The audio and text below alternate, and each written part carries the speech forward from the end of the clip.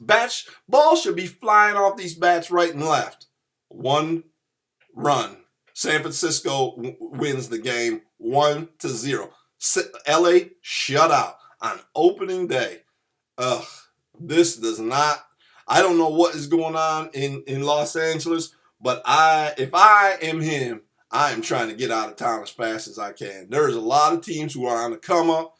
Clayton Kershaw is a quality seasonal type of pitcher. I know he hasn't done well in the postseason, but during the season, he is a very good pitcher and can get you there. And maybe some other guys can help you get over the hump. But man, 0 runs. I get no support on opening day, which as a starting pitcher affects the bottom line, dollars and cents. So if I'm not getting no support, I get the loss. All that goes into contract. Now my ERA is gonna balance it out, but it doesn't matter. Shut out on opening day. Jesus, enough of that. I don't know how many of you've seen, and judging by the attendance, not many of you did. The Arizona Diamondbacks jumped out to 2-0. This is encouraging because as you know, I have a long-standing rivalry with the producer of this show, and he got to go out and watch the Mariners sneak by Cleveland on opening day. Kluber, a little rough to start, didn't settle down. 7 1/3, gave up 2 runs. He didn't get any support either. 2-1 final, Seattle wins. So, of course, our producer was at the game, trying to get a segment going live from the Mariners field, and gave me updates of it from time to time, and was like, ugh, who cares? But the fact that they came out and beat Cleveland on opening day was mildly impressive. It was all right. So, because of age and attrition, the starting pitcher for the Detroit Lions on opening day, Jordan Zimmermann. 4 earned, over 6, not great, not really good. If that's your ace, that's your opening day starter. They went through a lot of their bullpen on opening day, trying to get the fans a win, trying to get the fans excited. There's 161 more of these guys. Better slow down. And they stink. The Detroit Tigers are awful. They're just terrible. So, I don't know, Tiger fans. You're going to have to settle in for a long, long summer. And I guess the one relief you will get is the fact that I will not be on these shows dogging you out all summer. So, Tiger fans, you can take some solace in the fact that I will not be on the air all summer long watching and reporting on how bad this Tigers team is. So enjoy that. Now, I started out the show by talking about the NCAA tournament and had some fun at the expense of our friends down in Ann Arbor. But this is the truth of this. This NCAA tournament in my life, and I cannot remember the first time I believe the 1979 tournament was my first. So you got to figure this is coming up on my 40th NCAA tournament. And over that time, this year had to be the most unwatchable of all time. The most unwatchable. You have an entire bracket that Michigan is in that is horrible. They're just terrible. Every team in there is terrible, and they get a free pass to Loyola of Chicago to play for the national championship. Like, nobody wants to see Michigan in this game. You want to see a good game. You don't want to see Villanova just running over somebody, and that's what you're going to get. Villanova by 19, 89-70. I got Villanova over Michigan in the championship game, and I can't even watch this. I cannot even been able to watch this tournament, and it partially is because Sparty pissed on themselves in the second round against Jim Boeheim in Syracuse. It's part because of that. My team isn't in it, but it's also part that you have one of the championship teams is the University of Michigan. Now you have 12 or 13 scholarship players on this team that could not play at any D1 power program in America. And they start for the University of Michigan. Not only do they start, They are in the national championship game. Let that sink in, please. They're terrible. Kansas got punked by Villanova last night, and which I was excited to see, and I'm going to tell you why. There is zero chance Michigan can beat Villanova. So that I saw last night. Kansas is really good, pretty good, and Villanova just pushed them around all night long. So I was excited by the fact that Villanova handled business in the way that they did against Kansas.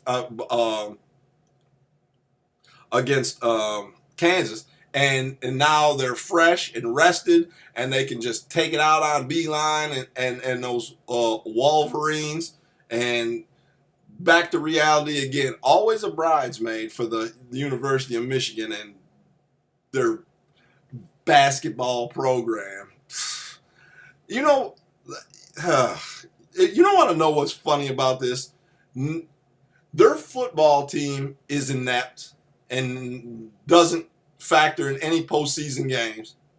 Their basketball team is they're irrelevant.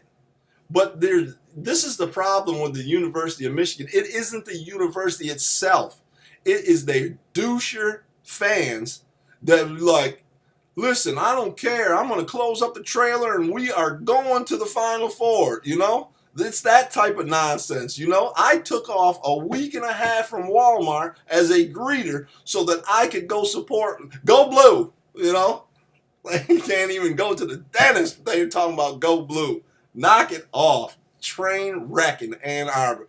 That is my problem with the University of Michigan. It is not the university itself. The university itself and a vast majority of their alumni are pretty decent people. It's their trashy fans that make this whole thing bad. So, whatever. Now, if no one had a chance to really get on and look at free agency in the NFL right now, everybody is moving around, and there's a lot of moves being made. But you know, I saw that the New England Patriots are trying to go into the draft this year. You know, Robert Kraft said enough is enough. We lost, I think his name was Brissett. They lost Jimmy G. They don't have, I think Brian Hoyer is their backup quarterback right now, so they really need to go into the draft and get a quarterback. It's that time.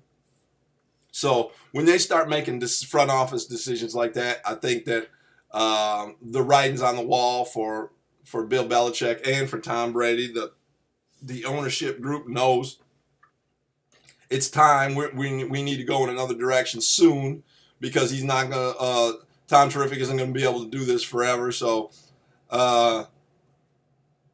this season for Bill Belichick, I'm thinking that this will be the last for them, and then we can get back to moral football again. You know, you don't have a couple of guys who will cheat at any cost to win games, and TB12 and Bill Belichick. And I can't take anything away from I say that, but I also have to admit that the New England Patriots have been, in my lifetime, the most dominant organization in all of football.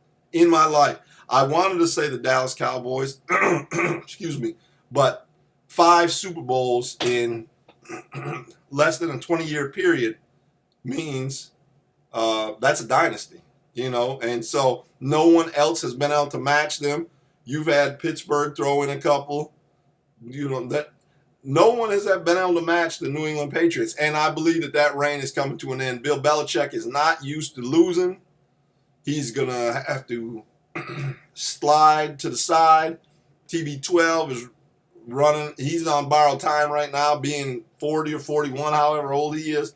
So it's going to be a new regime in New England, and it'll be back to their old New England. You know, they had this, you know, what, in 2001 was their first Super Bowl, and so what are you talking about, 18 years that they've had this run? This has been a long run. But before that, the New England Patriots they were just bottom feeders, and I know Robert Kraft is worried about that, because they're going to be going back to that really soon, and that's just the way that it is. So their free agent moves have been eye-opening. I've been paying attention to them and looking at that. So there are other teams that have been making.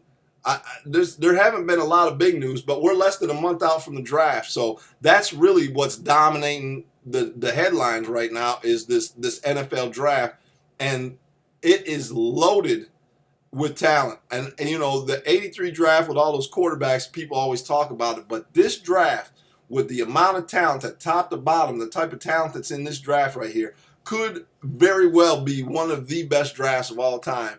The quarterbacks, the skill players, they have outstanding D linemen in this year's draft. So I believe that this might go down as one of the best drafts. So we're only a month out from that, less than a month out from the NFL draft. So that is really something to look forward. NBA news. Remember when our friend Austin called in from Washington and they were talking about, you know, how the Pistons were going to do? Well, you clearly see how the Pistons are with Blake Griffin. You know, they're not very good. They don't have anybody. They traded away who their second biggest piece was in Tobias Harris. They can't really score the ball. They're definitely defensively challenged with the exception of Andre Drummond. So the Detroit Pistons are who they are. Me and my friend Justin were talking this week, and he's really excited about the Houston Rockets. But the only reason that people are really excited right now about the Houston Rockets is because of all the attrition in the Bay Area.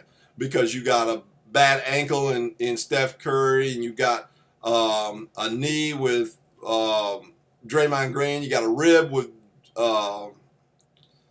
Kevin Durant, Klay Thompson's banged up. I mean, when you got 4 of your stars that are injured, and actually Steph Curry, two-time MVP, league MVP, will not be back until the second round. So you're like, well, he'll be back in time. Well, you need some continuity with these guys before they start playing against really good teams.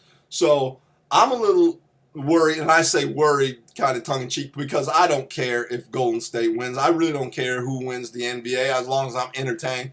And that's one thing that I can say about it. The NBA is so very entertaining right now. If you haven't been watching, you should please go on and watch these games because these guys, there's so much drama, and people are mad at each other and they, taking little swipes. It's like being in seventh grade in the NBA right now, But so that adds some intrigue to it, as well as these guys are balling out of control. So it's fun to watch all of the storylines in the NBA. And then, oh, by the way, there's a competitive basketball game going on as well. So I don't know if I think these injuries are going to be a problem. And that is the only reason. You put Houston and Golden State on a court, everybody's healthy across the board.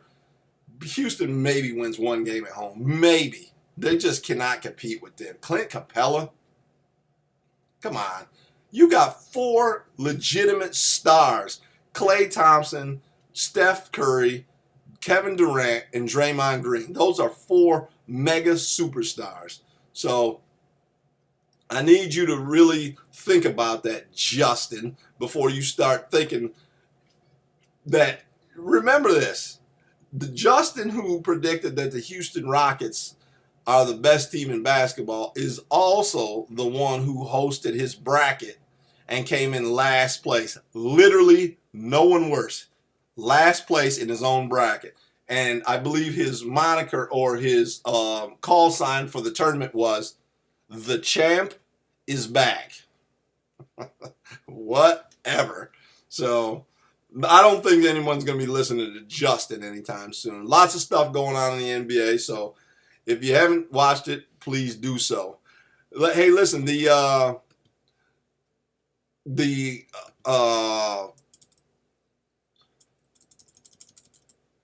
okay, so next week, Amp Campbell. If you don't remember who Amp Campbell is, he is the guy that broke his neck in the Oregon game, and all of the people said that his career was over and that he shouldn't play football anymore. And Came back the next year, and I don't remember who the DN is, and I apologize for that because you know that I usually